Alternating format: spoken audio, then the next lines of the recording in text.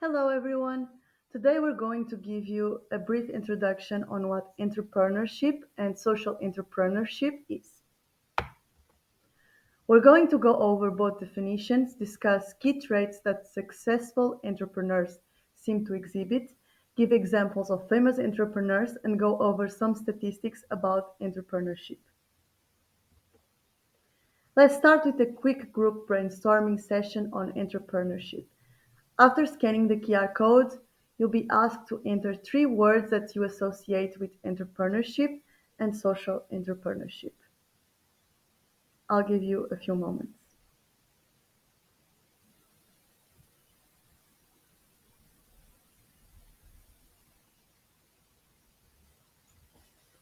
So let's start with firstly defining entrepreneurship and social entrepreneurship.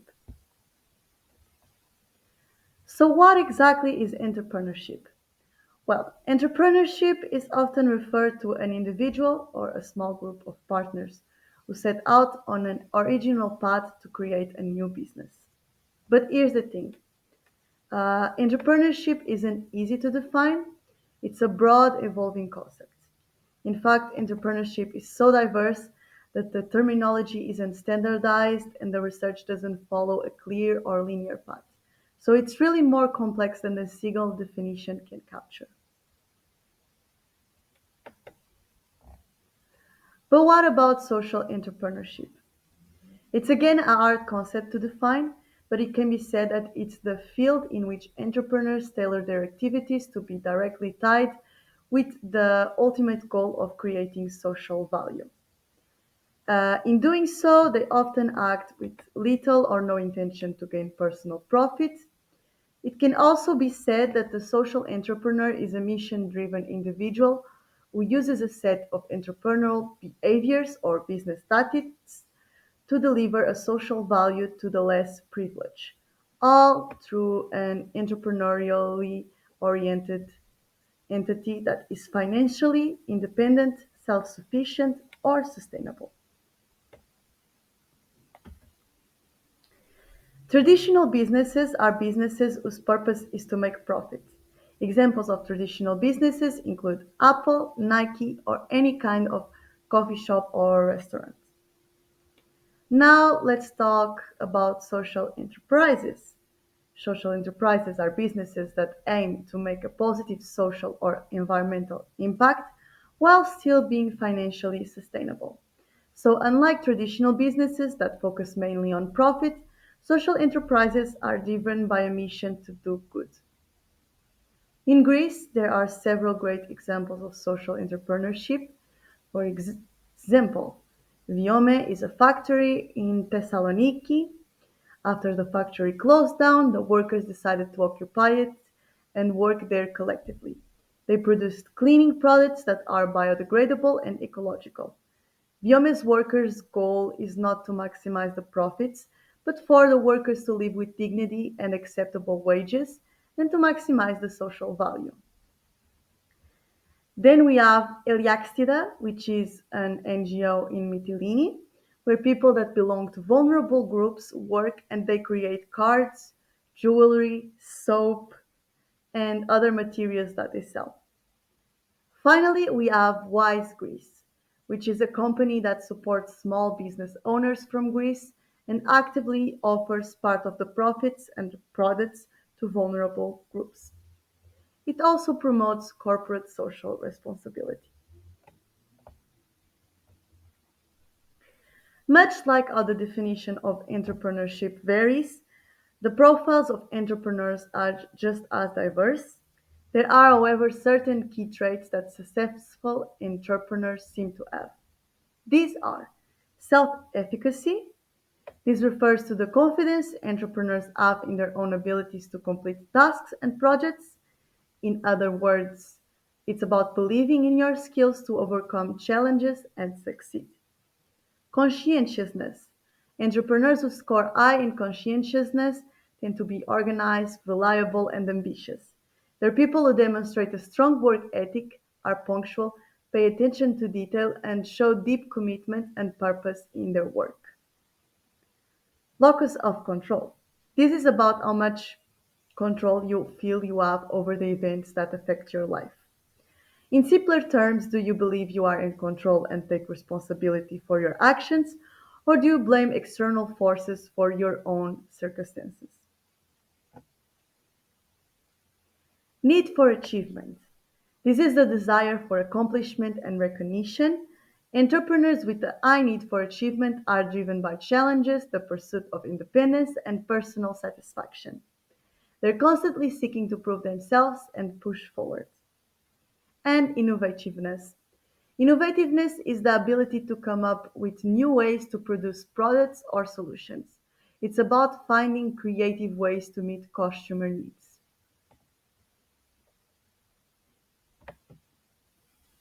Another important skill for becoming a successful entrepreneur and developing the traits mentioned earlier is having a growth mindset. This concept was introduced by psychologist Carol Dweck and essentially means believing that a person's abilities are not fixed but can be improved through effort, learning, and persistence. A growth mindset is all about the attitude with which a person faces challenges, processes failures, and adapts and evolves as a result.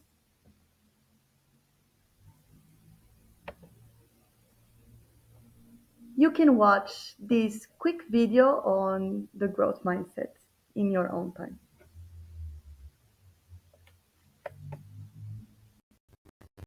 Many successful entrepreneurs today have faced failure before eventually finding success.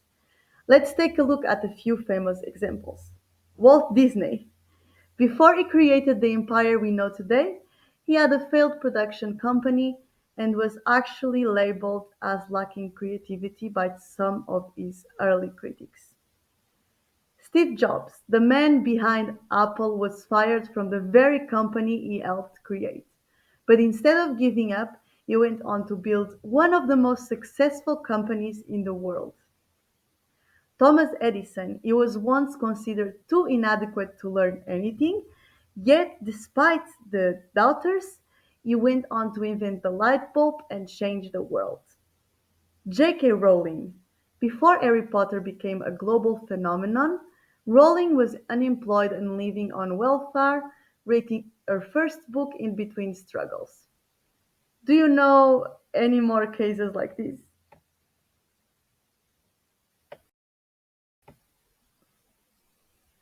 I'm going to share some key statistics about the entrepreneurial landscape of Bulgaria, Greece, and Europe as a whole. Let's start with Bulgaria. Around 3.46% of the population in Bulgaria is engaged in early stage entrepreneurship. Approximately 80.56 of new businesses in Bulgaria manage to survive their first year. Around 26% of businesses in Bulgaria close within their first year. Moving on to Greece, the entrepreneurial scene is a bit different.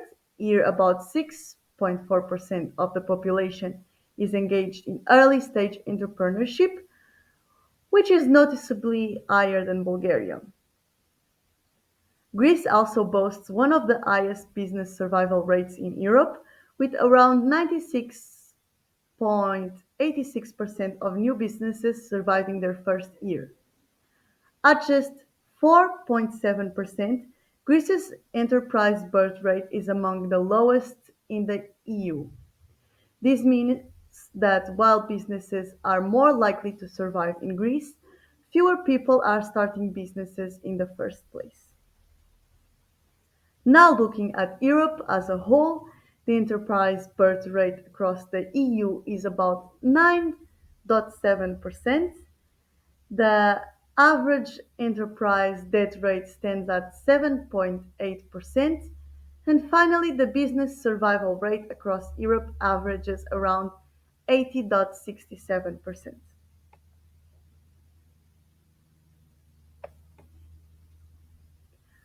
I'll quickly introduce you to a useful tool called SWOT analysis.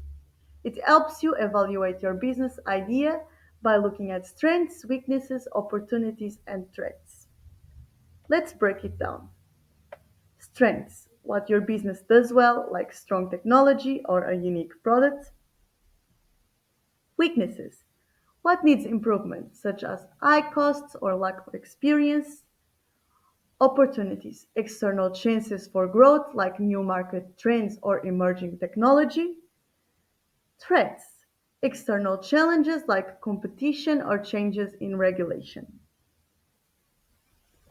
Now I'm going to show you an example of a SWOT analysis of a plant-based products company. Firstly, the strengths are innovative technology, qualified food experts, strong marketing team, new products, extensive promotion, environmentally friendly and sustainable products. And the weaknesses are debt caused by investing in technology and food experts, higher production costs compared to meat production, price may be too high when compared to meat products.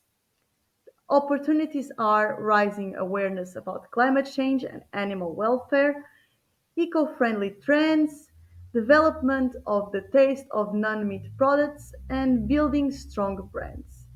Finally, the threats are competition from both traditional meat and plant-based products, misinformation or negative press around vegan food, and consumer loyalty to meat-based diets. We came to the end of the presentation. These are the references. Thank you so much for listening. We would be very happy to get some feedback from you to be able to improve our work. Here you can find a QR code that's going to take you directly to the feedback form.